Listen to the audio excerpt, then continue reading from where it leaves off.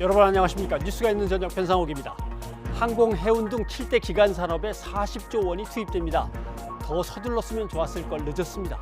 이미 노동 현장에서는 무급휴직, 권고사직이 번지고 있고 해고 통계에 들어가지조차 못하는 실직자도 많습니다. 이 기간산업 안정기금 40조 원도 법제도 보완, 대출 심사 거치면서 한참 걸릴 겁니다. 그 사이에 노동자들은 일자리에서 또 떠밀려 나옵니다. 그런데 긴급재난지원금마저 여전히 발목이 잡혀 있습니다. 국가재정 운용도 방역처럼 신속할 수는 없는 걸까 고민이 깊어집니다. 4월 23일 목요일 뉴스가 있는 저녁, 오늘 준비한 내용을 소개해드립니다. 안기령 앵커 전해주시죠. 목요일에 준비된 소식 살펴보시죠. 당정이 합의한 전국민 재난지원금 지급에 미래통합당이 반발하면서 2차 추경안의 심사가 난항을 겪고 있습니다. 청와대는 다음 달 15일까지 처리되지 않을 경우 긴급재정명령권을 발동하는 방안을 검토하고 있습니다. 관련된 소식 전해드리겠습니다. 오거돈 부산시장이 긴급 기자회견을 열어 성추행 사실을 시인하고 전격 사퇴했습니다. 민주당은 전혀 몰랐다며 국민께 사과하고 오 시장을 제명 조치하기로 했지만 통합당은 총선 이후 사퇴 발표에 정치적인 의도가 있는 것이 아니냐고 비판했습니다. 전문가와 함께 정치권에 미칠 파장 자세히 짚어보겠습니다. 미래통합당이 총선 참패 이후 당 수습을 위해 김종인 비대위 체제 방침을 밝혔지만 당 안팎에서는 반대의 목소리가 터져 나오고 있습니다. 차라리 당을 해체하자는 주장까지 제기되면서 비대위 구성 자체도 불투명해지고 있습니다. 정치권 소식 자세히 알아보겠습니다. 성착취 영상물의 제작에 대한 공소시효가 폐지되고 영상을 소지한 사람에 대한 처벌도 강화됩니다. 수사관이 미성년자로 위장해 수사하는 잠입수사도 도입하기로 했습니다. 잠시 뒤에 전해드리겠습니다. 네, 방금 들어온 속보입니다. 기획재정부는 긴급재난지원금을 모든 국민에게 지급하기로 하고 추가 재원은 국채 발행을 통해서 조달하겠다고 밝혔습니다. 기재부는 긴급재난지원금의 특성상 하루라도 빨리 확정해서 지급해야 할 사안의 시급성, 또 정치권에서의 100% 지급 문제 제기, 상위 30% 등 국민들의 기부 재원이 더 귀한 곳에 활용될 수 있는 대안의 성격 등을 종합적으로 감안했다고 설명했습니다. 또 코로나19 사태를 계기로 재확인한 성숙한 시민의식을 바탕으로 사회적 연대를 실현하기 위해서 국민들이 마련해 주신 소중한 기부 재원은 고용유지와 실직자 지원 등 더 시급한 곳에 활용하는 데 당정청 간의 의견을 같이 했다고 덧붙였습니다. 기재부는 기부금을 모으기 위한 법률의 제정 개정 등 법적 보완을 추진해서 자발적 의사에 따라 지원금을 신청하지 않거나 신청한 이후에 기부하신 국민들께는 기부금 세액공제를 적용할 방침이라고 밝혔습니다. 민주당은 재난지원금 100% 지급과 관련해서 정부와 이미 합의했다며 통합당을 압박하고 있습니다. 그런데 통합당은 김재원 예결위원장 말에 따르면 구체적인 정부안을 봐야만 하겠다며 20여 개에 이르는 공개 질의를 보냈습니다. 추경안 심사는 예결위원장이 거부하면 할 수 없는 구조입니다. 김대근 기자가 보도합니다. 모든 국민에게 재난지원금을 주기로 정부와 한 목소리를 내기 시작한 민주당이 이제는 미래통합당이 응답할 때라며 본격적인 압박에 나섰습니다. 이제는 여야가 심사에 나서면 되는데 통합당이 정부의 수정 예산안을 아예 새로 내라고 요구하는 건 전형적인 말바꾸기, 발목 잡기라며 비판했습니다. 지급 대상 확대를 위해 예산을 늘리는 건 현재 제출된 추경안 심사 과정에서 가능한데도 통합당이 수정안을 요구한 건 국회 역사상 전례가 없다고 주장했습니다. 심재철 원내대표께서 당정이 합의안을 가져오면 받아들이겠다 이렇게 하신 말씀을 기억하고 있습니다. 정부안이 바뀌었으니까 예산 수정안을 가져오라고 요구했다고 합니다. 이는 대한민국 국회 역사상 거의 전무후무한 일입니다. 통합당은 민주당의 주장은 전체 규모가 바뀌었는데도 수정 예산안 없이 예산 심사를 하라는 격이라며 당정이 합의한 구체적인 내용을 가져오라고 촉구했습니다.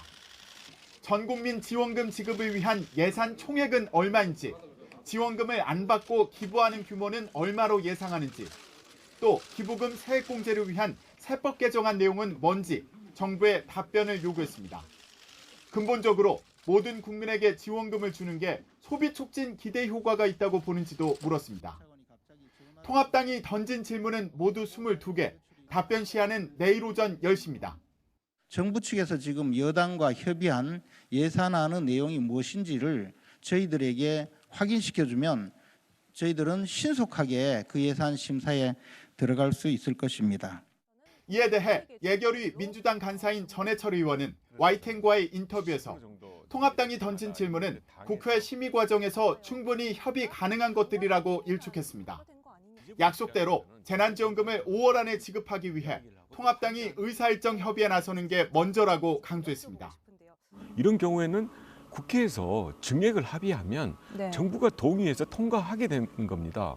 그런 면에서 이거는 그런 주장을 하는 것이 법적으로도 안 맞고 4월 29일 본회의하고 5월 지급하는 게 지장을 받는다라는 면에서 수없이 지금 부탁도 하고. 여야 협상이 지지부진하자 문희상 국회의장까지 나서 합의를 촉구했습니다. 무엇보다도 긴급 재난지원금 지급은 한시가 급한 일입니다. 의사 일정에 합의하기를 국회의장으로서 강력히 촉구합니다. 총선 전 여야는 전 국민에게 재난지원금을 주겠다고 한 목소리를 냈지만 선거가 끝난 지금은 논의에 전혀 진척이 없습니다.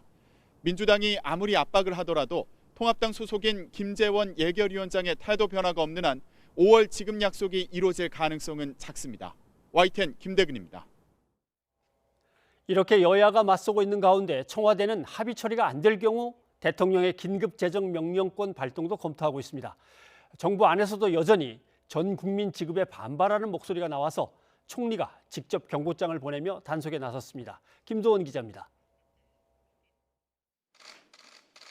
코로나19 위기 대책을 놓고 문재인 대통령이 가장 강조해온 건 속도입니다. 5차 비상경제회의에서도 긴급 재난지원금 지급을 위한 2차 추경 예산안 등의 신속한 처리를 국회에 거듭 요청했습니다. 국회에서도 할 일이 태산 같은 비상한 시기임을 감안하여 대승적인 합의로 신속한 결정을 내려주실 것을 간곡히 당부드립니다. 참모들에게도 이 문제를 빨리 매듭 지으라고 지시했습니다. 전국민 지급, 자발적 기부 유도라는 당정 간 절충안도 문 대통령이 가닥을 잡았습니다. 야당의 수정안 제출 요구 등으로 처리가 더 지연될 조짐이 보이자 청와대는 긴급 재정명령권 발동도 검토하고 있습니다. 청와대 고위 관계자가 밝힌 시한은 이번 임시국회가 끝나는 다음 달 15일입니다. 아주 극단적인 경우지만 그때까지 합의가 안 되면 조치가 필요하다며 재정명령권 발동 가능성을 내비쳤습니다. 다음 달 15일부터 21대 국회가 시작되기 전까지 보름 동안은 사실상 입법부 공백 상태가 되는 만큼 대통령이 긴급 재정명령을 발표할 수 있는 헌법상 요건이 된다는 판단입니다. 재난지원금 지급에 관한 청와대의 분명한 의지를 보이면서 야당의 신속한 처리를 촉구하는 것으로 해석됩니다. 전국민 지급을 두고 정부 안에서 여전히 제기되고 있는 반대 목소리에는 정세균 국무총리가 공개적인 경고장을 보냈습니다. 정 총리는 정부 입장이 정리됐는데도 기획재정부는 상관이 없다는 등 혼란을 일으키는 발언이 보도되고 있다며 홍남기 부총리를 지목해 직원들에게 정확히 전달하라고 질책했습니다. 정부 내의 딴 목소리가 당정이 합의한 재난지원금 전 국민 지급 방침에 힘을 빼는 걸 차단하겠다는 뜻입니다. 문 대통령이 재난지원금 지급 방침을 공식 발표한 지 벌써 한 달이 다 돼갑니다. 지급 시기가 다음 달 중순을 넘기면 내수 진작 효과도 떨어지는 만큼 여권 내부에선 신속한 국회 처리를 재촉하는 분위기도 감지됩니다. YTN 김도원입니다. 네, 긴급 재난지원금과 정치권의 이런저런 이슈들을 최진봉 교수와 함께 더 얘기를 나눠보도록 하겠습니다. 어서 오십시오. 네, 안녕하세요. 야당의 말에 약간의 일리는 있는 듯합니다. 국민이 내는 기부금이 왜 국가 재정으로 들어가냐 네. 이런 얘기였는데 예. 아마 그걸 피하려고 했는데 지금 막 들어온 속보를 보면 예. 전부 다 국채로 하고 예. 따로 기부금으로 처리해 주시는 것은 더 귀한 데다가 쓰겠다. 이런 그렇게 얘기인 것 얘기했죠. 같습니다. 그렇습니다. 그러니까 네. 일단 전부 다 지급을 하고 그 돈은 재원은 국채로 발행을 해서 마련하겠다. 3조 원가량이 지금 마련이 돼야 되는 예. 거거든요. 그리고 나서 그 돈을 만약에 안 받겠다고 하시거나 기부를 하시는 형태를 띠시면 기금 형태로 만들고 지금 법을 다시 만들겠다고 그랬습니다. 세법을 좀 조정을 해서 우리가 연말정산할 때 기부금을 하면 그 돈의 세금의 일부를 돌려받지 않습니까? 그렇죠. 그런 방식으로 돌려드리겠다는 겁니다. 그래서 예컨대 나는 이제 우리나라 국민들 중에 나는 100만 원 안 받아도 돼. 지금 상황에서 나는 충분히 내가 생활하는데 어려움이 예. 없고 정부가 어려우니 내가 어려운 사람을 위해서 이 정도는 안 받아도 된다고 양보하시는 분들에 대해서는 일단 국가가 다시 국고로 환수해서 더 필요한 곳에 쓰고 예. 그리고 다시 이분이 100만 원을 다시 돌려준 것을 이제 기부한 걸로 인정을 해서 예. 그걸 다시 연말정산에 돌려드리는 일부를 돌려드리는 그런 방식을 취하겠다고 지금 얘기를 하고 있는 겁니다. 아무튼 기재부는 찬성하는 건 아니지만 하라니까 하겠다는 듯한 묘한 태도를 그런 보였는데 묘한 태도죠. 대통령이 먼저 설득을 했는지 오늘 국무총리가 뭐 저 국정 현안 저 점검하는 회의에서 예. 야단을 한번 치기도 했는데 그렇습니다. 대통령이 일단 설득을 어떻게든 했겠죠. 뭐. 그렇죠. 대통령께서 직접 네. 이 얘기를 하신 것 같아요. 왜냐하면 이게 접점을 찾지 않으면 당청 간에 또 당청정 간에 예. 이게 이견이 있는 것처럼 자꾸 비춰지고 또 하나 문제는 뭐냐면 이 얘기가 나온 게 한 달이 넘었습니다. 지금 재난지원금인데 긴급 재난지원금인데 예. 긴급성이 점점 없어지고 있어요. 지금 빨리 국민들은 받아야 되고 왜냐하면 지금 우리가 이게 돈을 지원하는 걸 복지 정책으로 자꾸 이해하시는 그런 오류를 발생시키면 저는 안 된다고 보거든요. 10조든 13조든 이 돈이 어디로 가냐면 결국 소상공인 자영업자들한테 가게 돼 있습니다. 이유는 이게 소비 진작을 어떻게 일으키냐면 보세요. 이 돈을 받아 현금으로 받는 거 아닙니다. 예. 지역화폐로 받든지 아니면 지역에서만 쓸 수 있는 카드로 받게 돼 있습니다. 예. 그리고 3개월 이상 쓰지 않으면 이 돈은 그대로 다시 환수가 됩니다. 예. 그렇기 때문에 이걸 가지고 내가 뭐 예금을 한다거나 다른 곳에 쓸 수가 없어요. 예를 들면 백화점처럼 이렇게 10억 원 이상 넘는 그런 장소에서는 사용도 못하게 돼 있습니다. 그럼 결국 이 돈이 풀리면 자영업자 소상공인들한테 가는 것이고요. 예. 지금 어려움을 겪고 있는 자영업자 소상공인들이 다시 일어설 수 있는 기회를 주는 것이기 때문에 10조 13조를 푸는 것은 결국 개인한테 준다고 생각하시기보다 예. 그거는 개인을 통해서 결국 소상공인을 지원한다는 쪽으로 가야 되기 때문에 그런 점에서는 대통령이 이게 자꾸 이견이 있는 것처럼 비춰지면 국민들은 당장 급한데 왜 지급하지 않느냐는 불만이 있는 것이고 예. 이게 정부 내에 또 여당과 갈등이 있는 게 비춰지면 국민들은 그렇게 좋게 보이지 않거든요. 그러다 보니까 이건 대통령이 나서서 정리할 수밖에 없었고 아마 그래서 의견을 내신 것 같고 그것이 이제 기획재정부에서 받아들인 건데 예. 일부 이제 기획재정부에서 이견이 나온 것처럼 보도가 되면서 국무총리가 한 번 더 이 입단속을 시키는 그런 장면이 연출됐다고 볼 수 있을 것 네. 같습니다. 그런데 통합당은 뭐 당 차원에서 어떤 공식적인 강한 얘기가 나오는 거 아닌데 어떻게 하다 보니까 김재원 예결위원장이 예, 십자가를 맺는지 혼자서 쩔쩔 매면서 아무튼 예. 막고는 있습니다. 근데 그걸 저는 일부는 찬성한다고 저는 보거든요. 그러니까 전체 의견은 아니라고 봐요. 제가 볼 때 예결위원장이니까 어쨌든 본인 입장에서는 이 업무의 주관 이제 업무를 담당하는 사람이라는 예. 입장에서 얘기하시는 것 같은데 저는 이런 부분들이 국민들을 설득할 수 있을까는 조금 의문이에요. 그러니까 무슨 말씀을 드리고 싶은 거냐면 자 정부나 여당이 하는 일에 비판적 입장을 갖는 건 야당의 책무입니다. 그건 해야 된다고 보지만요. 1차적으로 저는 이 국민적 재난 상태에서 재난지원금을 지급하는 것은 이미 총선 과정에서 통합당도 합의했던 내용입니다. 그렇게 예. 주장을 했었고요. 그러면 그 기본적인 원칙을 지키는 가운데 이런 부분이 이렇게 해서 이렇게 얘기하는 게 저는 맞다고 보거든요. 그런데 자꾸 이제 그 마치 잘못 이해하게 되면 발목을 잡는 듯한 느낌을 줄 수 있는 얘기들이 있어서 좀 그게 우려가 되고 저는 그래서 이제 이 그 김재원 위원장이 얘기하시는 부분도 저는 소비 촉진 효과도 아까 제가 말씀드린 것처럼 기본적으로 있다고 저는 생각을 하거든요. 예. 근데 이 부분도 이제 본인은 좀 의문을 갖고 계신 것 같고 또 하나는 이게 그 기부하는 문제도 전 법률적으로 사실 뭐 세법을 고치면 문제가 저는 없다고 봐요. 기본적으로는. 근데 이제 법률적으로 이걸 마치 사회기관이냐 또는 봉사단체냐 이런 얘기를 하시면서 공격을 하시는데 저는 그 문제도 충분히 풀 수 있는 문제가 된다고 보여지고 또 하나 저는 국민들의 기부 형태라고 하는 것을요. 많은 걱정을 하시더라고요. 정말 국민들이 낼 수 있을까. 근데 저는 금모으기 운동할 때를 생각해보면 충분히 저는 가능하다고 봅니다. 기본적으로. 그리고 국민들 입장에서는요. 내가 정말 필요하지 않는 분들은요. 국가를 위해서 그 정도는 할 수 있는 여력이 된다고 저는 보기 때문에 이런 우려들을 너무 많이 하지 마시고 여당과 협의하고 토론하고 이런 과정이 필요하다고 봅니다. 김재원 예결위원장 22가지 질문 보냈는데 정부가 빨리 22가지 질문에 대해서 답변을 하는 거. 이렇게 했는데 그래서 22가지 질문이 뭐가 그렇게 많을까 봤는데 예를 들면 법을 어떻게 고치면 되냐? 그렇죠. 증액 액수가 얼마냐? 예. 몇 가지 이제 얘기를 하면 괜찮은데 예.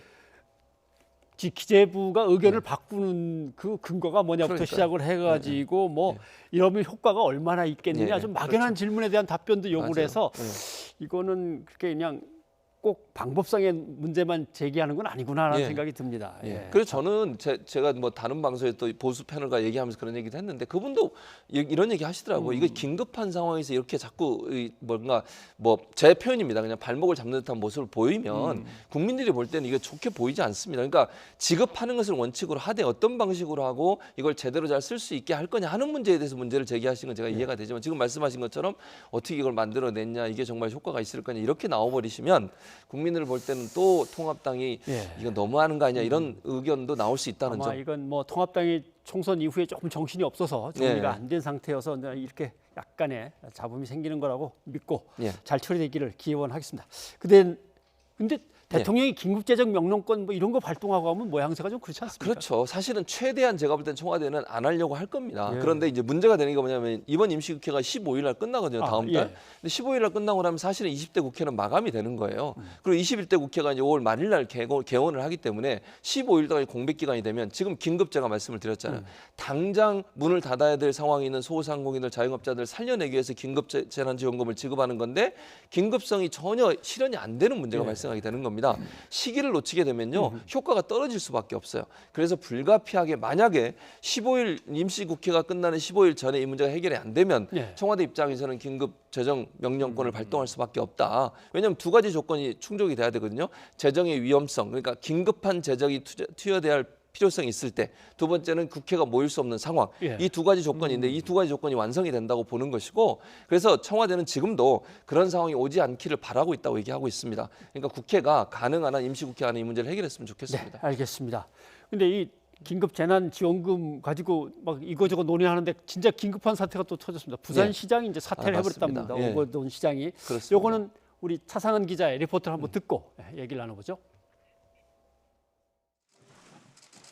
부산시청에서 긴급 기자회견을 연 오거돈 부산시장이 전격 사퇴를 발표했습니다. 저는 오늘부로 부산시장직을 사퇴하고자 합니다. 시민 여러분들께 머리 숙여 사죄드립니다. 오 시장의 갑작스러운 사퇴는 성추행 때문이었습니다. 오 시장은 추행 사실을 인정했습니다. 5분 정도의 짧은 면담 과정에서 불필요한 신체 접촉을 하였습니다. 이것이 해서는 안 될 강제 추행으로 인정될 수 있음을 깨달았습니다. 오 시장은 피해자와 부산 시민에게 머리 숙여 사과하고 부산시 의회에 사표를 냈습니다. 3전 4기 끝에 지난 2018년 지방선거에서 당선된 오 시장은 임기를 2년도 채우지 못한 채 부끄러운 모습으로 자리에서 내려왔습니다. 행정고시로 공직을 시작한 뒤 부산시 고위직을 거쳐 해양수산부 장관과 국립대 총장까지 지냈고 부산에서는 처음으로 보수에서 진보로 시 정권을 교체했지만 끝은 불명예 사퇴였습니다. 부산시는 대책 마련에 분주합니다. 변상환 행정부시장의 권한대행 체제로 전환해 시장 공백 사태를 어떻게 수습할지 논의하고 있습니다. 공석이 된 부산시장 자리는 선거일을 정한 공직선거법에 따라 내년 4월 7일 보궐선거에서 다시 결정될 전망입니다. 350만 부산 시민을 대표하는 오 시장의 성추행 사퇴는 지역사회에 큰 충격을 안겼습니다. 수장 공백에 따른 부산시장 차질도 예상됩니다. YTN 차상입니다. 네. 지금 민주당에서는 즉각 제명 조치 맞습니다. 얘기가 나왔고요. 지금 뭐 각 정당들도 다 비판 논평이 나오고 있습니다. 상황을 조금 정리를 좀 해봐야겠습니다. 아마도 이제 정확한 날짜는 안 나왔지만 4월 초 정도에 일이 발생한 것 같고요. 본인의 집무실에서 여직원을 성추행했다. 이렇게 지금 본인도 밝히고 있고 또 피해자도 그렇게 밝히고 있는 상황입니다. 그래서 이제 이 문제가 사실은 4월 초에 발생을 했고 그 뒤에 이제 언제 발표를 할지는 좀 저울질이 됐던 것 같고요. 그래서 오늘 발표를 한 것 같고 피해자 측에서 그걸 요구한 것 같아요. 기자회견하고 시장에서 물러나는 거. 그래서 이제 그걸 본인이 하겠다고 받아들이고 인정하고 그리고 오늘 이제 사퇴 기자회견을 하게 된 것이죠. 네. 이제 기자회견을 하는데 이제 피해자 단체나 아니면 피해자 쪽에서 이제 문제 제기를 한 것들도 있습니다. 예, 맞습니다. 불필요한 신체 접촉이 뭐냐? 추행이면 그러니까. 추행이지. 맞아요. 또는 뭐 경중을 따질 것 없이 예. 뭐 이런 것들. 예. 이게 아직도 가해자의 시선이라는 거죠. 맞습니다. 그런 것들은 상당히 좀 잘못됐어요. 잘못된 것 저는 같습니다. 사과문을 쓰려면 이렇게 쓰면 안 된다고 생각. 지적하신 것처럼 이게 뭐 경중을 따지는 문제가 아니에요. 경중이 아니라 이런 행동 자체가 문제가 되는 겁니다. 예. 지금 우리나라의 성인지 감수성이 얼마나 높아졌는데 이런 공직자가 이런 행동을 하는 것 자체는 어떤 행동을 했든 그게 불미스러운 행동 자체는 모든 것이 문제가 되는 거예요. 예. 경중이 중요한 게 아니고 그런 행동을 한 것 자체가 문제가 되는 건데 그 부분을 통렬하게 사죄하는 모습이 없어 좀 안타까운 부분이 있습니다. 네, 알겠습니다. 오거돈 부산시장의 이 문제에 대해서 여야 정당들의 이제 반응이 계속 나오고 있습니다. 예. 야당에서 어떤 반응이 나오는지 녹취를 잠깐 좀 듣고 넘어가죠. 예. 오거돈 부산시장이 불미스러운 일로 임기 중 사퇴하게 된 것에 대해 국민 여러분께 머리 숙여 깊이 사과드립니다. 자진 사퇴 시점을 총선 이후로 하겠다는 그러한 파렴치한 제안까지 했습니다. 피해자의 인권마저 정치적 계산에 이용하고 끝까지 부산 시민과 국민을 우롱하고 속이려 한 강제추행은 성폭력이며 그의 행위는 불필요한 신체 접촉이라 축소되어서는 안 된다는 점을 말씀드립니다. 오 전 시장의 사퇴는 저지른 범죄가 있기에 당연한 결과입니다. 네.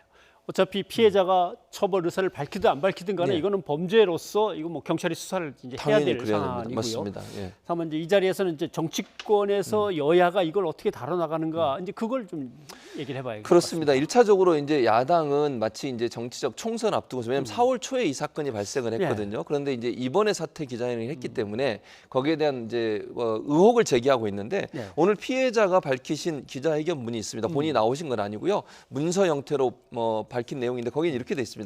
이번 사건과 총선 시기와 연관지어서 이를 정치적으로 해석하는 움직임이 있는데 분명하게 말씀을 드리겠습니다. 예. 정치권에 어떠한 외압과 해유도 없었으며 정치적 계산과도 전혀 무관함을 밝힙니다. 그리고 이 문제가 정치적으로 이용되지 않기를 간절히 바랍니다. 예. 이렇게 얘기를 하셨어요. 그래서 이 부분이 정치적으로 이용되는 걸 본인도 부담스러워하고 그런 게 없다는 걸 말씀을 드렸고 또 하나 이제 이 문제는 오거돈 시장에 대해서 아까 지금 화면에 잠깐 나온 그 문제는 그러니까 입장문 내는 것에 대해서 미리 본인한테 보여달라고 했대요. 피해자 입장에서. 예. 그런데 그걸 의견을 수차례 전달했음에도 받아들이지 않았고 기자회견도 본인한테 전혀 통보 안 한 상태에서 갑작스럽게 해서 이건 정말 잘못된 행동이라고 지금 지적을 하고 있는 겁니다. 예. 왜냐하면 입장문 내용을 가지고 지금 비판을 하고 있지 않습니까? 피해자 입장에서.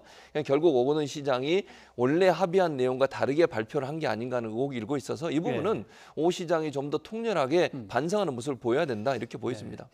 피해자에게 정치권에서 뭐 늦춥시다, 총선 이후로 합시다 이런 건 안 같지만 예. 오거돈 시장 입장에서는 총선에 부담을 안 주기 위해서 아무튼 고민을 많이 하면서 시간이 이제 큰 거는 분명한 것 그렇습니다. 같습니다. 예, 그렇게 의혹이 생길 그렇게 수 있죠, 봐야겠죠. 충분히. 예. 예, 맞습니다. 그런데 또 피해자는 이걸로 인해서 엄청난 고통을 받고 있겠지만 또 정치권은 정치권대로 돌아갑니다. 다음에 그럼 부산시장 누가 맞습니다, 해야 되나 뭐 지금. 이거부터 얘기가 나오는데 벌써 지금 몇 사람 이름이 나오고 크게 있어요. 두 명이 나오고 있어요. 예. 사실 그러니까 통합당 쪽에서는 김세현 의원, 김세현 의원이 불출마를 했지 않습니까? 그분이 지금 유력하게 이제 후보로 거론되고 예. 물론 뭐 1년이 아직 남아 있기 때문에 시간이 좀 있으면 내년 4월 7일이거든요. 예. 그리고 이제 민주당 쪽에서는 그 해양수산부 장관을 했던 김영춘 전 의원 이번에 이제 낙선을 하셨거든요. 낙선했지만, 예. 그래서 이 두 분이 이제 유력하게 떠오르고 있는데 저는 뭐 일각에서는 김무성 의원 얘기도 나오고 이래요. 지금 현재. 예. 그래서 이 문제는 시간이 좀 있기 때문에 지금은 그렇게 얘기가 나오지만 조금 더 지켜봐야 된다는 생각이 듭니다. 네. 그래서 이 두 분도 중요한 어떤 그 경쟁의 대상, 즉 출마할 수 있는 가능성이 높은 분으로 분류가 되고요. 이분들 말고도 아마도 또 나올 가능성은 충분히 있다고 보여집니다. 부산시장 다음에 누가 하나 이게 문제가 아니고 예. 지금 부산시청이 도대체 어떤 문화 속에서 지내왔길래 이런 일이 생기는가 그렇죠. 시장실에서라고 하는 거나 예. 부산 지역사회에서 다시는 이런 일이 없도록 뭘 우리는 해야 되나 아마 이런 고민들을 먼저 해야 될 것 같습니다. 그렇습니다. 지금 사실 오거돈 시장 같은 경우에 지난번에도 한번 그 회식 자리에서 그렇죠. 자리를 앉히면서 옆에 여성 직원들 두 분을 앉히는 바람에 논란이 됐었거든요. 그럼 더 주의를 해야 되거든요. 사실은 그런 문제가 있었으면 뭐 그 사진이 실제적으로 뭐 무슨 성추행과 연관되는지 아닌지는 뭐 그건 없다고 볼 수 있겠지만 그런 논란이 있었으면 이번에는 더 조심을 했어야 되는데 이런 행동을 한 것은 정말 용서받을 수 없다고 저는 보고요. 그것도 본인은 울먹거리면서 그러니까 이제 4번 도전해서 그러니까 3번 떨어지고 4번째 당선된 거 아닙니까? 그렇게 어렵게 당선된 사람이 어떻게 저런 행동을 하는지 도저히 이해가 안 됩니다. 저는. 그래서 부산시에도 본인은 지난번에 인터뷰하면서 그런 얘기까지 했어요. 민선 7기, 본인이 이제 민선 7기거든요. 본인의 민선 7기는 절대로 부산시에서 어느 사람도 공무원들이 범죄, 성추행 범죄 하는 걸 절대 용납하지 않겠다. 그렇게 호언장담했던 분입니다. 그런데 그분이 그런 걸 제대로 지키지 않는다고 하는 것은 문제가 있다고 보여지고 부산시도 얼마나 뒤숭숭하겠습니까? 이런 문제 때문에. 그래서 전체적으로 이번 기회를 통해서 부산시 전체 공무원들이 이 부분에서 다시 한번 각성하고 또 부산시뿐만 아닙니다. 저는 전 지방자치단체나 공무원 사회가 이런 부분들이 얼마나 민감하게 우리 사회가 반응하는지를 좀 깨닫는 기회가 됐으면 좋겠다는 생각이 듭니다. 통합당 쪽으로 좀 얘기를 옮겨봐야 될 것 같습니다. 김종인 총괄 선대위원장이 일단 자리를 내놓고 나가셨는데 다시 비대위원장으로 모실 건가 하는데 그걸 그러면 설문조사로 물어봅시다라고 했는데 이 전화 설문조사 결과 가지고도 그게 아니다 논란이 벌어져요. 그렇습니다. 그러니까 지금 그 권한대행을 하고 심재철 의원 같은 경우에는 뭐 과반수 이상이 동참을 했다. 그런데 또 일각에서는 40%만 동의했다 이렇게 얘기가 나오고 있는 상황이거든요. 지금. 그래서 이것도 사실은 퍼센티지가 맞는 거냐 하는 논란도 있어요. 과반하고 40%하고 차이가 있죠. 차이가 분명히. 있는데. 그다음에 또 하나 논란이 되는 건 뭐냐면 중진들은 이런 문제를 전화 돌려서 설문조사 하듯이 의견 물어보고 답을 낸 문제냐. 정말 모여서 함께 논의도 해보고 집단적 지성을 발휘해서 어떤 방향으로 가는 게 좋을지를 논의하는 시간도 없이 이렇게 전화 돌려서 찬성 반대 예컨대 둘 중에 하나 선택하세요. 이건 비대위 할 거냐 아니면 전당대회 빨리 할 거냐 조기 전당대회 할 거냐 두 가지만 물어본 거 아니겠습니까? 이걸 이렇게 물어봐서 조사한 게 과연 국회의원 전체 또는 뭐 당선인 전체 의견이라고 할 수 있겠냐 이런 논란이 지금 일고 있는 거죠. 네, 제가 괜히 이게 섣부른 짐작일지 모르겠습니다만 한 사람은 전체 의원들의 과반은 안 됐지만 40% 이렇게 생각하니까 어떤 사람은 응답자만 따지면 뭐 과반이다. 혹시 그거 아닐까 그렇게 생각할 수 있을 것 같아요. 모르겠습니다. 아무튼 이렇게 얘기가 다르기엔 좀 어려운데 말이죠. 그런데 김종인 위원장과 계속 뭔가 이렇게 교감을 하면서 설득하는 역할은 이제 원내대표 신재철 의원이 맡고 있는 것 같은데 반대하는 사람들이 계속 꽤 중진급에서 나온단 말이죠. 예, 맞습니다. 근데 저는 이렇게 생각해요. 홍준표 전 대표도 처음에는 찬성했어요. 사실은 김종인 위원장 모셔오는 거 찬성이다. 그런데 갑자기 입장을 바꾼 이유가 뭡니까? 기한을 주지 않고 하겠다 이 말 때문에 저는 그렇다고 봐요. 그러니까 김종인 위원장의 요구가 너무 과하다는 거죠. 그러니까 결국은 저는 중진들이 반대하는 이유는 김종인 위원장이 들어와서 마치 당권 쥐고서 당 대표처럼 행동하려고 하는 게 아닌가 하는 우려가 있는 것 같아요. 비대위는 그야말로 비상대책 세우고 정상적으로 정비하고 나서 새로운 당대표 뽑고 나서 본인은 물러나야 되는데 지금 상황으로 봐서는 요구하는 상황으로 봐서는 이번 연말 크게는 또 다음 대선까지도 노리고 있는 거 아니냐는 비판이 있다 보니 중진들 입장에서 이런 무리한 요구를 하는 것이 과연 비상대책위원장으로서의 할 수 있는 말이냐에 대한 불만인 것 같기 때문에 제가 볼 때는 김종인 위원장이 오더라도요. 만약 오시게 되더라도 내부적 갈등은 계속 수면 아래 잠재해 있으면서 갈등이 부각될 가능성은 충분히 있다고 보여집니다. 그래도 역사가 60년 된 국가의 공당인데 뭐 당은 당원들과 또 당을 지지하는 유권자들의 몫인데 전부 다 나한테 갖고 와. 그거는 조금 무리인 것 같긴 무리예요. 합니다. 그러니까 비대위원장 자체가 그런 자리가 아니거든요, 사실은. 근데 이렇게 자꾸 반대하는 사람들 목소리가 나오고 그건 너무하지 않냐 이러면 또 김종인 위원장이 안 하겠다고 딱 선을 그을 수도 있는데 이거는 가능성이 있어요. 안기령 앵커의 브리핑을 보고 다시 얘기를 나누죠. 총선이 끝난 뒤 더 이상 관심이 없다며 묻지도 말라고 했던 김종인 전 통합당 총괄선대위원장.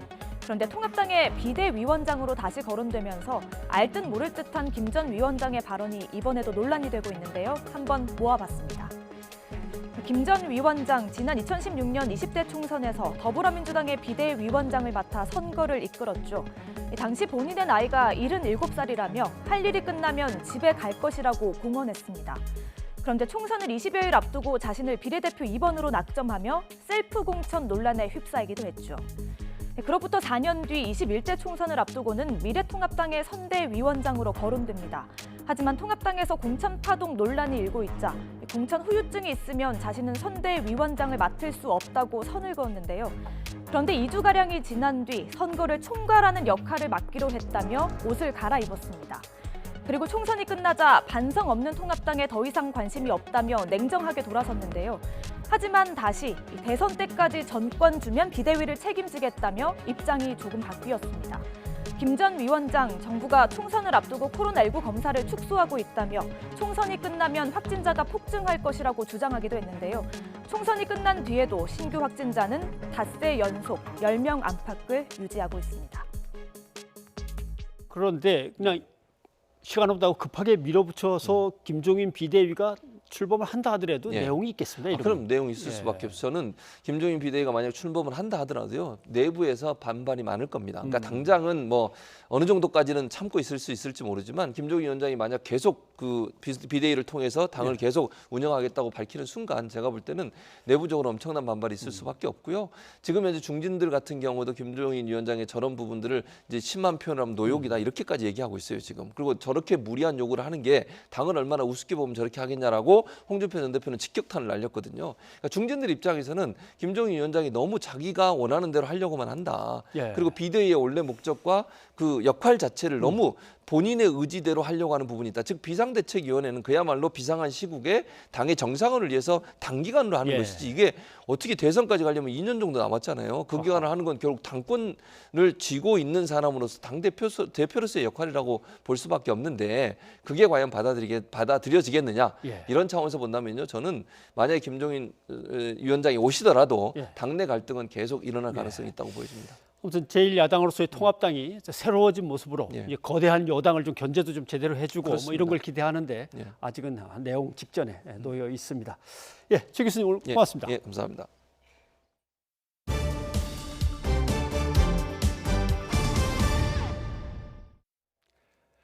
코로나19 환자가 감소함에 따라 일부 감염병 전담병원이 일반 병상으로 전환합니다. 하지만 확진자 추이에 따라서 위기 상황을 구분해 필요하면 신속하게 재가동할 수 있도록 한다는 방침입니다. 한영규 기자가 보도합니다. 코로나19 확진자 1,700여 명 가운데 80%에 가까운 8,400여 명이 격리 해제됐습니다. 신규 확진자는 6일 연속 10명 안팎을 유지하고 있습니다. 코로나19 환자가 감소함에 따라 정부는 감염병 전담병원의 일부를 일반 병상으로 전환하기로 했습니다. 정부는 국공립병원 55개와 민간병원 12개 등 67개 병원 7,500여 병상을 감염병 전담병원으로 운영해 왔습니다. 코로나19 장기화에 대한 대비의 일환으로 일반 진료와 코로나19 치료 사이의 균형을 고려하고 환자 추이에 따라 병상 운영을 탄력적으로 하는 방안에 대한 고민이 필요한 시점입니다. 1차로 지정 해제된 건 확진 환자가 없는 12개 병원 682개 병상입니다. 이달 중에 요양병원과 산재병원, 병상 가동률이 저조한 병원이 2차 해제됩니다. 다음 달 초에는 대구 경북과 수도권을 제외한 12개 시도를 대상으로 3차 감축을 하고 대구 경북과 수도권은 확진 환자 추이를 봐가며 결정하기로 했습니다. 이렇게 되면 감염병 병상 수는 전국적으로 1,500개에서 2,300개 수준으로 줄어듭니다. 하지만 위기 시에는 신속하게 재가동한다는 방침입니다. 확진자 추이에 따라 위기 상황을 4단계로 구분해 단계별로 필요한 병상 수를 유지하고 상황이 발생하면 10일 이내에 다음 단계의 병상을 확보할 계획입니다. YTN 한윤규입니다.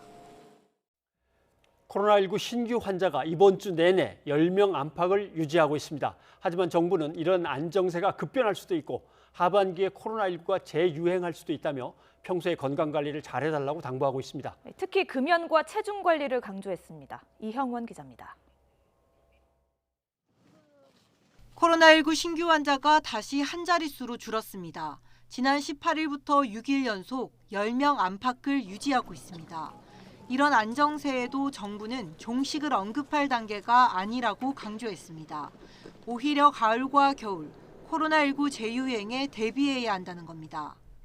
인구 집단의 면역 자체가 형성이 되지 않고 백신이나 치료제가 없는 상황에서는 다시 재유행될 가능성이 상당히 높다라는. 어린이는 필수 예방접종을 제때 받고 손 씻기 등 위생관리를 습관화해달라고 부탁했습니다. 고위험군인 고령자나 기저질환자는 치료적기를 놓치지 않도록 검진을 주기적으로 받으라고 요청했습니다. 특히 기존 고위험군에 포함된 흡연자 외에 비만인을 코로나19 취약 대상으로 새롭게 지목해 평소 관리를 당부했습니다. 코로나19 고위험군에 해당하는 분들, 특별히 건강하지 못한 습관에 대한 개선이 필요합니다. 예를 들어서 흡연 그리고 비만이 코로나19의 고위험에 해당이 됩니다. 담배를 끊고 체중 관리를 해야 코로나19에 감염되더라도 중증도를 낮출 수 있다는 겁니다. 실제로 비만 환자가 코로나19에 감염됐을 때 예후가 나빴다는 해외 사례도 보고되고 있습니다. 그 지방 세포에서 나오는 어떤 물질들이 면역하고도 연관이 있고요. 또 기관지 천식을 나쁘게 만드는 그런 성분이 나와요. 렙틴 같은. 그래서 아무래도 호흡기가 약한 분들이 더 비만하고 하면은 좀 불리하죠. 다만 방역 당국은 국내 중증 환자 가운데 비만이 다수였는지는 아직 확인되지 않았다고 밝혔습니다. YTN 이영훈입니다. 네, 신문의 사설이란 이런 거죠. 총선이 있기 3주 전 한 중앙일간신문이 이런 제목의 사설을 실었습니다. 그래프도 왜곡하고 가짜뉴스도 내보내고 코로나 관건 선거를 노리는 거냐? 문재인 정부는 자화자찬을 넘어서 사실을 왜곡 조작한다라고 실었습니다. 청와대 홈페이지에 확진자, 완치자의 변화를 설명하는 그래프가 실리는데 이게 다 엉터리라는 겁니다. 그러면서 코로나 관건 선거를 노린 저희로밖에는 볼 수 없다. 이렇게 이제 실은 겁니다. 결국 선거를 노리고 왜곡하고 있다는 주장입니다. 그러면서 외교부가 내놓은 보도자료도 엉터리인데 역시 총선을 노린 저희가 엿보인다고 비판을 합니다. 미국 식품의약국에 3개가 사전 승인됐다고 외교부는 발표했지만 자기네가 확인한 결과 하나도 없는 것으로 확인이 됐다라는 내용입니다. 그로부터 3주가 지났습니다. 총선이 끝난 뒤로도 일주일이 지났는데 지난 21일이죠. 이 신문은 뭐라고 실었느냐 하면은 바로 잡습니다. 31자 사설에서 우리가 언급한 왜곡 조작은 사실이 아닙니다. 외교부가 얘기한 진단 키트도 FDA의 사전 승인을 잘 마친 것으로 확인이 됐습니다. 불순한 관건 선거라는 우리의 주장은 사실과 무관하니까 바로 잡습니다. 이렇게 실습니다. 사설 내용이 모두 틀렸다는 겁니다. 그러면서 사설로 인한 여론의 왜곡이나 유권자의 혼란에 대해서는 아무런 사과가 없습니다. 어쩌다 이런 사실과 동떨어진 사설을 썼는지 설명하지도 않습니다. 여러 입장의 장단점을 설명하고 어떤 사안에 깊은 통찰을 제공하는 게 사설입니다. 해결책이나 대안을 제시하면 더 좋고 그 대신 모든 것이 사실과 논리적인 반증에 근거를 두어야 하는 게 사설입니다. 언론으로서 정치적으로 비판도 할 수 있고 지지도 할 수 있지만 문제는 공정하고 정직한 잣대에 근거해야 합니다.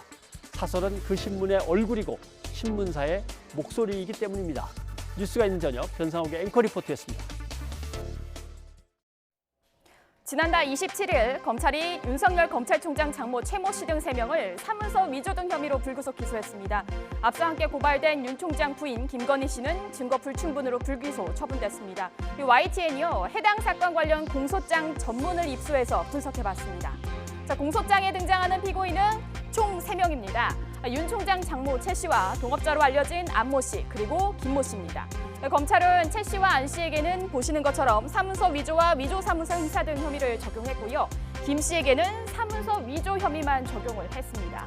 검찰은 공소장에서 윤 총장 장모 최 씨의 지인인 김 씨가 컴퓨터 문서 작성 프로그램을 이용해서 최 씨 명의로 된 100억 원대 첫 번째 잔고 증명서를 위조했다라고 적시했습니다. 자, 또 인터넷에서 찾은 은행 대표이사 직인을 복사해서 가짜 양식으로 붙여 넣어서 출력하고 잔액란에 투명 테이프까지 붙였다고 기재했습니다. 잔고증명서 위조 기간은 2013년 4월부터 10월까지로 총 4차례 이루어졌다고 또 적혀 있습니다. 자, 그런데 검찰이 윤 총장 장모를 기소하면서 형량이 높은 사기 혐의를 제외한 것을 놓고 다주기 소사 논란이 나오고 있는데요. 실제 위조된 허위 잔고 증명서를 믿고 18억 원을 투자한 사업가 A씨는 최 씨에게 불리한 검찰 진술은 공소장에서 모두 빠졌다며 주장하기도 했습니다. 자, 반면에 최초 고소장에 사기 혐의가 없었던 데다 이번 사안의 경우는 이 사기죄를 적용하기에는 무리라라는 이런 법조계의 일부 반론도 있습니다. 자, 윤 총장 장모 관련 재판은 다음 달 14일 열립니다. 최 씨와 안 씨가 혐의를 둘러싸고 엇갈린 주장이 이어지고 있고 여론의 뜨거운 관심을 받는 만큼 치열한 법적 공방이 예상됩니다. 또 이와 별개로 경찰이 이번 사건과 관련해서 별도의 수사를 진행 중인 것으로 확인이 되면서 경찰 수사 결과가 재판에 미칠 영향도 가능성까지 제기가 되고 있습니다. 지금까지 뉴스가 있는 저녁 이현아였습니다. 정부가 디지털 성범죄 처벌을 크게 강화하는 내용을 담은 종합대책을 내놨습니다. 성착취물을 만든 사람에 대해서는 아예 공소시효를 폐지해 끝까지 처벌하겠다는 강력한 의지를 담았습니다. 홍선기 기자입니다. 앞으로는 디지털 성범죄 영상을 만들어 유포하면 중대범죄로 처벌받습니다. 범죄 행위에 비해 처벌이 너무 낮다는 지적에 가중처벌이 이뤄지는 중대범죄로 분류하고 법정 형량도 높이기로 한 겁니다. 특히 아동이나 청소년 성착취물을 판매하는 행위에 대해서는 형량 하한선을 정해 용서받지 못하는 범죄라는 인식을 심기로 했습니다. 특히 아동 청소년 성착취물 제작 행위는 공소시효를 폐지함으로써 끝까지 추적하여 반드시 처벌받도록 하겠습니다. 또 온라인에서 미성년자 성폭행이나 집단 성폭행을 논의하기만 해도 처벌하기로 했습니다. 실제 범행에 이르지 않더라도 살인죄와 마찬가지로 예비 음모죄가 적용되는 겁니다. 성착취 영상 수요 자체를 없애기 위해서 만든 사람뿐 아니라 가지고 있는 사람들에 대한 처벌도 대폭 강화합니다. 아동 청소년 성착취물을 소지하는 행위에 대한 형량이 높아지고 성인 대상 성범죄물도 앞으로는 가지고 있으면 처벌받습니다. 성매수 대상이 된 아동이나 청소년은 피의자가 아닌 피해자라는 점을 명시하고 보호하는 피해자 지원책도 내놨습니다. 24시간 감시 지원 체제를 가동해 디지털 성범죄물은 즉시 삭제하고 피해자를 신속하게 보호함으로써 2차 피해를 철저히 차단하겠습니다. 정부는 인터넷 사업자에게도 성범죄물 유통 방지 책임을 강화하기 위해서 위반 시 제재 수단으로 징벌적 과징금제를 도입하기로 했습니다. YTN 홍선기입니다. 정부가 내놓은 디지털 성범죄 근절 대책은 처벌을 대폭 강화하고 아동 청소년 피해자를 보호하는 데 초점을 맞췄습니다. 경찰의 잠입 수사를 장려하고 피해자를 길들이는 이른바 온라인 그루밍도 처벌하기로 했습니다. 김재환 기자입니다. 성착취 범죄를 저지른 텔레그램 박사방의 실체가 드러나고 조주빈을 붙잡는 데 결정적인 역할을 한 건 잠입이었습니다. 대학생 기자로 구성된 추적단 불꽃은 비밀 대화방에 잠입해 자료를 차곡차곡 모았고 경찰에 제보했습니다. 이것이 일단 구속으로까지 이어진 겁니다. 하지만 그동안 수사당국이 이런 잠입 수사를 하는 건 쉽지 않았습니다. 잠입 수사는 경찰이 신분을 속이지 않는 기회 제공형과 신분을 위장해 범죄를 유도하는 범위 유발형으로 나뉘는데 범위 유발형은 일종의 함정 수사라 불법 소지가 있어서 증거를 확보하더라도 법원이 채택하지 않는 경우도 많았습니다. 정부는 앞으로 이런 함정 수사도 폐쇄성과 보안성이 높은 디지털 성범죄 수사에 활용하도록 했습니다. 보다 적극적인 탐지와 적발을 위해 수사관이 미성년자 등으로 위장하는 잠입수사 제도도 도입하겠습니다. 텔레그램 N번방 주범들은 SNS 등으로 접촉한 청소년들을 강제로 길들여 성적으로 착취한 뒤 이것을 동의 얻었다고 포장해왔습니다.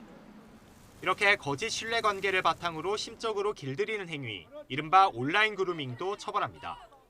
현행법상 실제 만나서 범행을 저지르면 처벌하지만 온라인의 경우에는 마땅한 처벌 규정이 없었는데 조항을 새로 만들기로 한 겁니다.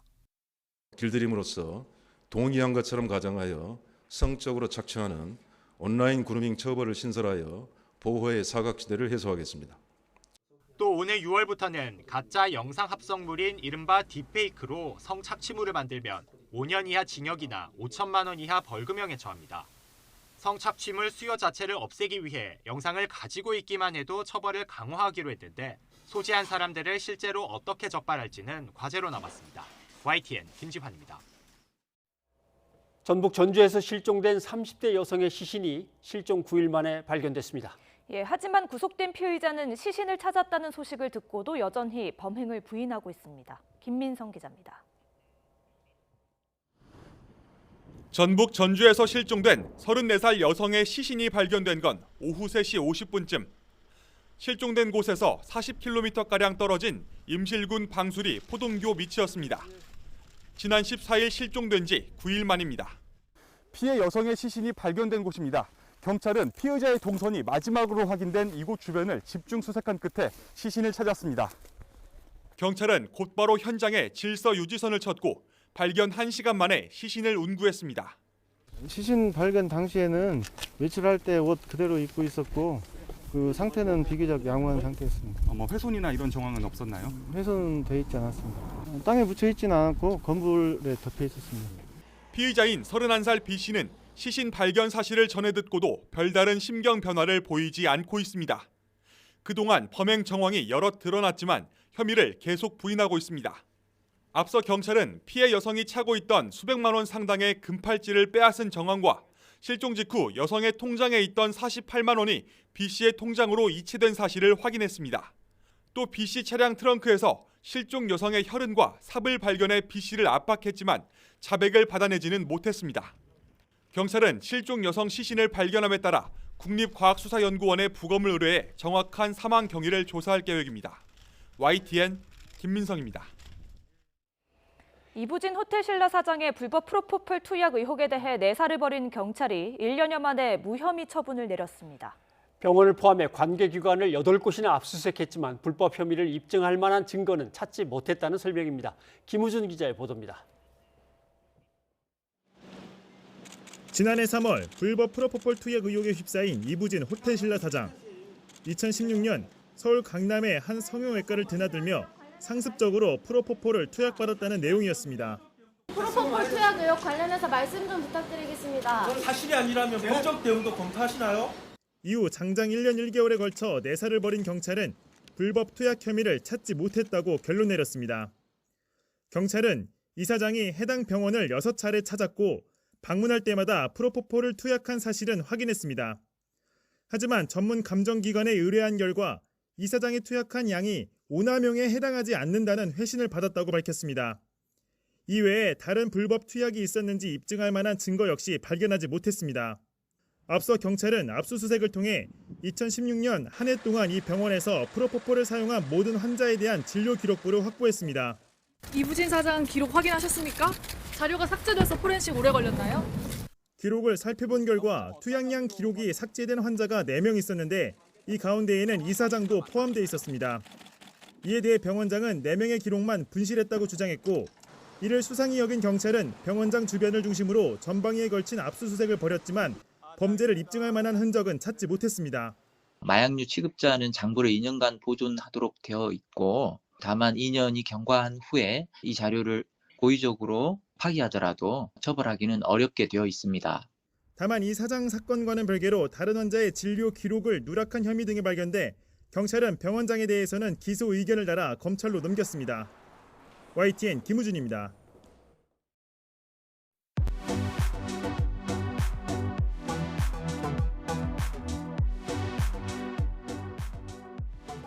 이 시간에는 21대 총선 화제의 당선인과 얘기를 나눠보도록 하겠습니다. 미래통합당 공천에서 탈락했습니다. 그런데 무소속으로 출마해서 강원도 강릉에서 4선고지에 오른 권성동 당선인이 나와 계십니다. 어서 오십시오. 예, 안녕하세요. 강릉 사실 제일 주목했어야 될 지역이기도 합니다. 왜냐하면 3선 의원인데 일단 무소속으로 나가셨죠. 예. 그 시장을 3번 한 사람도 나왔죠. 그리고 장관 출신도 한 사람 나오시고 이게 다 보수 후보입니다. 그죠? 예, 그렇습니다. 민주당에서는 혼자서 느긋하게 나갔는데 쉬웠을 지역인데 아슬아슬하게 되셨죠. 2% 차이였나요? 예, 그렇습니다. 얼마나 힘드셨습니까? 글쎄 미래통합당에 이제 잘못된 공천으로 인해서 무소속으로 나가게 됐습니다. 예. 춥고 외로운 길이었는데 조금 전에 앵커께서 말씀하신 바와 같이 보수 후보가 3명이 난립을 했습니다. 예. 그것도 3선 시장, 한 분은 또 행정자치부 장관 출신이거든요. 근데 우리도 강릉도 민주당의 고정표가 한 40% 가까이 됩니다. 강릉에 민주당이 그렇게 많습니까? 근데 이제 한 60%를 세 사람이 분산을 하니까 이게 당선되기 굉장히 어려웠는데 마지막에 우리 위대하신 강릉 시민들께서 집단지성을 발휘해서 민주당 후보 당선은 막아야 되겠다. 이래서 저한테 표를 몰아주는 바람에 시민들에 의한 후보 단일화를 시켜주는 바람에 제가 아주 어렵게 당선이 됐습니다. 아주 고맙고 무거운 책임감을 느끼고 있습니다. 춘천, 강릉, 강원도 지역이 사실은 보수의 어떻게 보면 텃밭인데 이번에 예. 춘천은 뒤집혔습니다, 사실. 예. 그런데 물론 이제 당적이 바뀌거나 탈당했다 다시 합당되고 뭐 이러는 과정에서 무소속으로 잠깐은 계셨지만 선거는 무소속으로 처음 치러보셨죠. 그렇습니다. 당 조직이 없으니까 어떻습니까? 그래도 그 미래통합당 소속 시도의원들이 12분이 계셨는데 예. 그분들이 전원 탈당을 해서 제 선거를 도왔습니다. 예. 어떤 의미에서 보면은 당 후보는 공조직이었고 무소속인 제가 공조직을 갖고 예. 선거를 치른 셈이 됐습니다.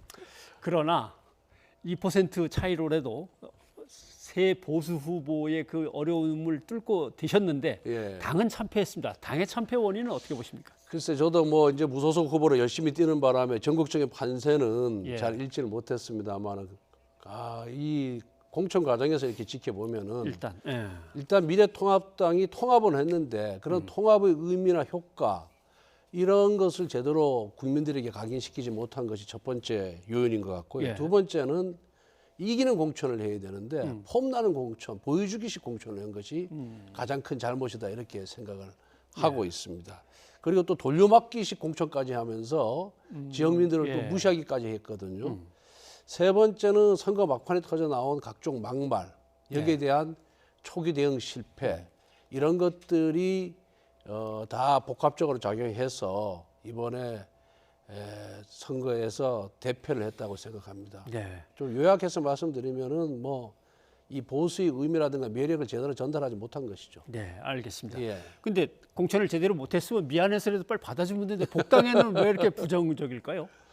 글쎄 아마 지금 심재철 그 원내대표로 예. 대표되는 지도부는 선거 패배에 대한 책임을 지고 물러나겠다는 생각이 강해서 그런지 그 복당 문제를 아예 거론조차 하지 않고 있고요. 예. 또 비대위는 지금 뭐 갈팡질팡하면서 아직 발족이 안 되고 있으니까 예. 의사결정의 주체가 미래통합당에 사라진 것이 아닌가 이런 생각이 듭니다. 예, 알겠습니다. 혹시 뭐 아무 연락이 없습니까? 아직까지는 뭐 전혀 연락이 없습니다. 예. 근데 어제 저녁은 또 모이셔서 뭐 비박계 의원들은 저녁하신 것 같은데. 어제 저녁에 이제 21대 국회에 진출하지 못하는 의원들 중심으로 예. 친박 모임을 만들자는 취지의 모임인데 저는 당선자 신분에서 인사드리러 갔다 온 거죠. 예. 통합당 소속이 아니래도 그냥 모일 때는 따로 모이신 게 아니고 그냥 그렇죠. 인사드리러 가셨단 예, 말씀입니까? 예. 거기서 뭐 걱정 말라고 복당 될 거라는 이런 얘기 뭐 저는 잠깐 있다가 다른 약속이 있어 나와가지고 대답을 피하시는 것 같습니다만. 예. 아무튼 일단 통합당에서는 김종인 비대위 체제를 만들어 보려고 애는 쓰는 것 같습니다. 근데 또 김종인 위원장은 당권을 갖다 상당히 내놓고 그것도 무기한으로 좀 기한을 길게 내놓으라 이런 요구도 있었다고 하는데 이 부분은 어떻게 보십니까? 글쎄요, 그 김종인 위원장이 과거 민주당 비대위원장 맡을 때도 정권을 달라라고 해서 그렇죠. 공동선대위장이면 안 만든다고. 예. 항상 그 정권을 달라고 하시는 분인데 그 의미는 아마 내가 그 당을 혁신하고 개혁하기 위해서는 어느 정도의 고난이 필요하지 않느냐 그런 의미에서 아마 정권을 달라는 그런 취지로 이해를 하면 되지 않을까 싶습니다. 예, 알겠습니다. 근데 이런 식으로 비대위 체제를 꾸리는 거에 대해서는 생각이 어떠십니까? 저는 이제 비대위 체제 안 꾸리면 원내대표가 당대표 권한대행까지 같이 해야 되는데 지금 21대 국회 개헌 협상을 해야 되거든요. 새로운 원내대표가. 그리고 이제 거대 여당이 이제 탄생하지 않았습니까? 그러면 정부 여당은 그동안 이제 미뤘던 또 뭐 소위 말하는 야당 발목잡기 때문에 하지 못했던 정책을 밀어붙일 텐데 거기에 대해서 뭐 힘과 힘으로 대항하기에는 너무 부족하고요. 그래도 제대로 공부를 하고 분석하고 비판을 하고 또 대안 제시를 해야 되는데 원내대표가 당대표 권한대행까지의 권한을 두 개를 다 하기는 저는 어렵다고 봅니다. 그런 차원에서 비대위가 필요하고 또 당내 인사로 비대위원장을 하게 되면은 또 개편 문제가 불거지거든요. 그렇죠. 그래서 결국 당회에 좀 중량감 있는 인사를 모셔오는 것이 저는 맞다 이렇게 보고 있습니다. 예. 그러나 전권을 다 내드리고 길게 뭐 대선까지 잡아드리고 이러는 그런 건 아니다. 그런 거는 좀 무리가 있습니다. 그건 아마 내가 책임감을 갖고 당을 쇄신하겠다는 그런 선언적 의미에서 하신 말씀이 아닌가 알겠습니다. 그렇게 저는 이해를 하고 싶습니다. 권 의원님의 복당 문제 이제 신경이 이제 쓰이고 중요하다고 생각을 하는 것은 검찰 간부 출신이니까 앞으로 남은 검찰 개혁이나 사법 개혁 문제도 담당을 하실 수 있고, 그다음에 추경 예산이나 국가재정 문제도 예결특위위원 오래 하시지 않았습니까? 뭐 몇 번 했습니다. 한 10년 하신 것 같은데요. 아닙니다. 그래서 재정 문제도 밝으시고 해서 들어가서 뭔가 역할을 해주셔야 될 것 같은데, 일단 긴급 재난지원금을 주는 게 맞습니까? 어떻게 해야 되겠습니까? 말을 바꿨다고 지금 통합당에 대해 비난이 가고 있습니다. 글쎄요, 그거는 뭐 오히려 정부가 말을 바꾼 것 같은데, 제가 그래요? 보기에 정부가 소득 하위 70%만 주기로 했다가 갑자기 이제 민주당의 강력한 요구에 이기지 못하고 100% 지급하겠다고 이제 입장을 바꿨지 않습니까? 그건 황교안 대표의 강력한 반발에 그렇게 되지 않을까요? 황교안 대표는 이미 이제 물러가신 분이니까. 그래서 정말 긴급하게 지급할 필요가 있다 그런다면은 일단 하위 70% 주고요. 저나 뭐 우리 앵커 같은 분들 지금 뭐 소득이 줄어들지 않았지 않습니까? 축소되지 않았지 않습니까? 그렇죠. 그런 분들한테까지 그 100만 원씩 지급하는 게 무슨 의미가 있겠습니까? 오히려 더 어려운 취약계층, 중소기업인, 자영업자들한테 주는 것이 맞고요. 또 금년에만 60조 국채를 발행했는데 또 상위 30% 지급하기 위해서 3조 원의 국채를 발행한다는 것은 재정 건전성에 반할 뿐만 아니라 미래 세대에게도 큰 부담을 주는 행위입니다. 이거는 정말 나라를 위해서, 미래를 위해서 좀 재고를 해야 된다 생각합니다. 그런데 뭐 당의 이름은 조금씩 달랐습니다만은 사무총장도 하셨죠, 새누리당 때. 그렇습니다. 예, 뭐 비대위 사무총장 했습니다. 원내 부총무도 하셨고, 원내 부대표. 그럼 이제 복당하시거나 이제 되면 원내대표 얘기가 나옵니다. 직접 얘기하신 겁니까? 누가 옆에서 이렇게 분부를 뗐습니까? 아니, 제가 이제 그 총선 과정에서 앞으로 사선에 대해 뭘 할 거냐 묻기 때문에 뭐 원내대표 정도 돼야 그래도 뭐 당의 지도자를 할 거 아닙니까? 그래서 원내대표 등 당의 지도자가 돼서 한번 당을 이끌고 싶다. 이런 얘기를 제가 먼저 했습니다. 알겠습니다. 근데 또 이제 대표 경선이 있다면 좀 불편한 말씀을 드려야 될 것 같습니다. 강원랜드 사건 얘기를 또 꺼내면서 뭐 트집을 잡거나 사실 1심, 2심에서 일단 무죄가 나왔습니다만은 나름대로 채용 비리가 있다. 이렇게 또 들고 나올 수도 있는데 그 문제는 어떻게 정리가 됩니까? 그 뭐 전혀 불편한 질문이 아니고요. 그렇습니까? 1, 2심 판결문을 자세히 읽어보면 알겠지만 1, 2심 법원 모두가 청탁한 사실이 없다라고 이렇게 밝히고 있습니다. 그런데 이 사건은 문재인 정부 하에서 검찰과 언론에서 일부 언론에서 마치 제가 청탁을 한 것처럼 그렇게 보도가 되고 또 주장을 했습니다만은 전혀 인정이 안 된 사실이거든요. 그리고 대법원에서도 1, 2심 사실심에서 이미 사실관계가 인정이 안 됐기 때문에 대법원에서도 1, 2심과 동일한 결론이 나리라고 저는 확신을 하고 있습니다. 20대 국회가 비능률적이었고 정말 뭐 의안의 통과율도 그렇고 여러 가지 일을 안 했다. 그런데 지금 뭐 무소속으로 나와 계시니까 좀 편하게 말씀해 주세요. 왜 20대 국회가 이렇게 일을 못했을까요? 아무래도 이제 우리나라가 대통령제 하에서 정권을 뺏긴 정당은 그게 뭐 미래통합당이든 민주당이든 야당일 때는 거의 다 사실은 정부 정책에 대해서 반대하는 경향이 아주 강했습니다. 그리고 지난 20대 국회도 뭐 의석수에 있어서 큰 차이가 없었기 때문에 그런 경향이 좀 가속화됐고요. 그런데 이번 21대 국회는 워낙 이제 의석수가 큰 차이가 나기 때문에 커서. 과거 같은 뭐 장애 투쟁이라든가 뭐 이런 투쟁 일변도의 야당의 태도로서는 국민의 지지를 얻기가 좀 어려울 것이다. 저는 그렇게 보고 있습니다. 그래서 정부 정책, 정부 여당의 잘못된 정책에 대해서는 단호히 비판을 해야 되는 건 맞지만은 가급적이면 협상을 통해서 줄 건 주고 받을 것을 받는 그런 상생의 정치를 복원해야 되는데 이게 야당만 그런 준비를 해서는 안 되고요. 거대 여당이 많이 가졌기 때문에 좀 더 많이 베풀고 양보를 해야 된다. 저는 그렇게 생각하고 있습니다. 아무튼 뭐 멋진 협치가 이루어지기를 다들 간절히 바라고 있습니다. 근데 정말 복당이 안 되고 안 받아준다면 뭐 홍준표 전 대표는 까짓 거 뭐 다 해쳐서 다시 모일까 뭐 이런 얘기도 하신 것 같은데 어떻게 하시겠습니까? 그 뭐 복당 안 받아줄 리가 있겠습니까? 그렇습니까? 18, 19, 20대 때도 무소속 출마자들 복당을 저는 다 받아줬습니다. 제가 20대 국회 직후에 비대위 사무총장 하면서 뭐 유승민, 주호영 등 7분의 복당을 받는데 제가 역할을 했는데요. 당연히 뭐 한 뿌리에서 나왔고 공천이 잘못됐기 때문에 또 그 무소속 당선자들이 가치나 철학이 미래통합당에 부합되기 때문에 예. 저는 당연히 시간이 언제라 못 박을 수는 없지만은 받아주리라 이렇게 확신하고 있습니다. 뭐 시간 문제일 것이다 예, 이렇게 예. 보시는군요. 알겠습니다. 아무튼 거대 여당이 이제 탄생했기 때문에 빨리 제1야당이 자리를 잡고 건강한 보수로서의 어떤 가치도 제시하면서 멋진 협치가 이루어지길 저희가 간절히 옆에서 응원하겠습니다. 예. 오늘 이렇게 귀한 시간 내주셔서 고맙습니다. 감사합니다.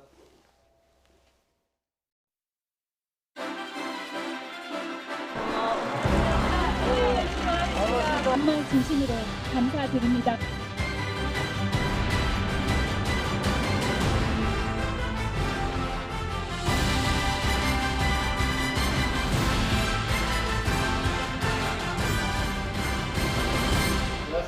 안녕하세요. 반갑습니다. 당선을 축하드립니다. 아유, 고맙습니다. 저희 사무실이 지금 좀 정신이 없고 좀 그렇습니다. 괜찮습니다. 네. 이번에 이제 21대 국회의원으로서 국회에 들어가시게 되셨는데 네. 소감이 어떠신지? 네, 일할 기회 주셨으니 야무지게 일 잘할 것이고요. 그리고 보내주셨던 그런 지지와 응원에 관해서는 구체적인 성과로 눈으로 보실 수 있도록 그리고 손으로 만지실 수 있도록 구체적으로 계획 잘 준비하고 있습니다. 지켜봐 주십시오. 하나, 둘, 셋. 당연히 인터뷰 시작하겠습니다. 네. 처음에 이렇게 정치를 시작해야겠다라는 생각을 가지시게 되셨어요? 저희 아이 데리고 둘이서 미국에 공부를 하러 갔는데 우리 아이가 발달 장애가 있어요. 그래서 그곳에서 혼자서 아이 키우고 일하면서 제가 경험했던 여러 가지 보육, 의료, 교육 등등의 선진 시스템 그거 관련한 여러 가지 경험들을 바탕으로 해서 너무 해보고 싶은 거예요, 그 일이. 그래서 국제사회와 서로 상호작용하고 상호연대하고 그러면 그 영역에서 분명히 제가 열심히 잘 할 수 있는 부분이 있을 것 같아서 그래서 잘 해보고 싶습니다.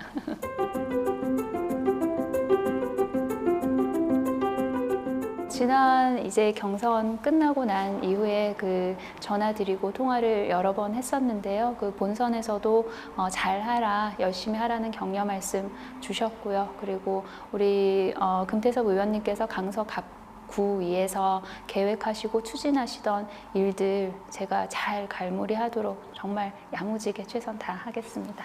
Love, love, love. Love, love, love. 그래서 그런지 이제 어떻게 보면은 당선인님이 이제 사회적 약자들한테 관심이 좀 많을 것 같다는 이제 얘기를 들었는데 네. 앞으로 어떤 이제 정책들을 펼쳐 나가실 건지. 네. 우리 사회적 약자들이 어떠한 삶의 질을 보장받고 있는가, 어떤 삶을 살고 있는가가 하나하나 모여서 결국은 그 나라의 격을 결정한다는 생각이 들고요. 장애인의 학습권 보장이라든지 아니면 장애인의 평생 학습권, 제도권 교육 이후의 삶에 대해서 국가와 그리고 정치권이 해줘야 될 일이 아직 너무나 많이 남아있거든요. 그래서 그 부분에 관해서는 제가 당사자이기도 하고요. 그래서 내재적인 관점에서 볼 수 있는 일들이 조금은 더 많다고 생각을 하기 때문에 그런 관련 부분에 있어서 정말 잘 해보고 싶습니다.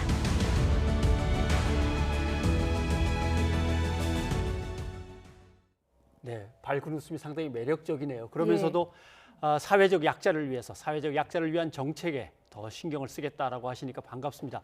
사실 어느 사회가 얼마나 문명화되어 있느냐라고 하는 거는 그 사회가 힘없고 가난한 사람들을 어떻게 대하느냐 거기에 달려 있는 건데 비슷한 말씀을 하시는 것 같습니다. 예, 앞으로의 활동 기대하겠습니다. 네. 이어서 시청자 여러분의 의견 소개해드리겠습니다. 네, 유튜브를 통해서 ND라는 아이디 쓰시는 분이 말 그대로 긴급 재난지원금입니다. 빨리 지급해 주세요 하셨습니다. 예, 그리고 통합당의 현 상황에 대해서 9330님이 의견 주셨습니다. 미래통합당이 다시 살아나려면 내부 반성과 싸우기만 하는 사람들을 배제하는 조치가 필요합니다 하셨습니다. 네, 오거돈 부산시장 사태와 관련해서 2236님 오거돈 시장 성추행 의혹에 부산이 들썩이고 있습니다. 부산 시청자이신 것 같은데 지역에 먹칠하는 시도지사 물러나야 합니다 라고 해주셨네요. 예, 여러분의 의견 소개해드렸고요. 오늘은 제이레빗의 웨이크업 들려드리고 마치겠습니다. 네, 저희는 내일 다시 찾아뵙겠습니다. 여러분 고맙습니다. 청춘의 시간과 꿈을 위해 억눌렀던 여흥 점점 쌓여만 가는 스트레스에 그저 하루 살기 버겁구나. 매일 반복되는 얘기들, 자꾸 늘어나는 변명들, 다시 나를 찾아 떠난다면 정신 차리자, 집중해보자. 오늘의 내가 내일의 나에게 당당하자. 정신 차리자, 집중